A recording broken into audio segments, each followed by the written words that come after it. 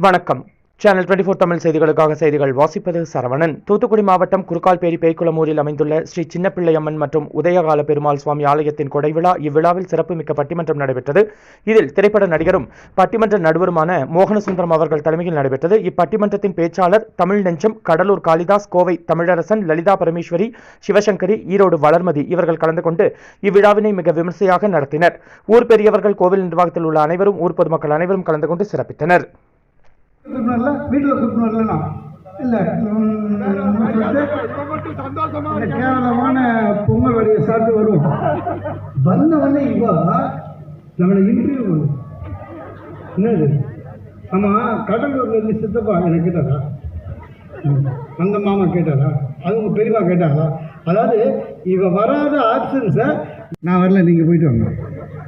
ஏன் அங்கே வந்தால் வீணாக உங்கள் தங்கச்சிங்க எடுக்க சண்டை வருங்க, இங்கேயும் சொல்லிவிடுவாங்க. அந்த பயத்திலே விட்டு போயிடுவோம். அதனால சரி, கல் இட்லி தான். நான் என்ன பார்த்துட்டு இருக்கேன்றத கவலை இல்லைங்க. அவங்களுக்கு ஒரு தனி உலகம். நடுவில் நின்னான், ஐயோ மாமா உயரமாக விடான்னு. நான் சொன்னேன் 60 வயசாச்சு, நானே இன்னும் உயரமாகணும். ஓ எதுக்குதான் ஒன்று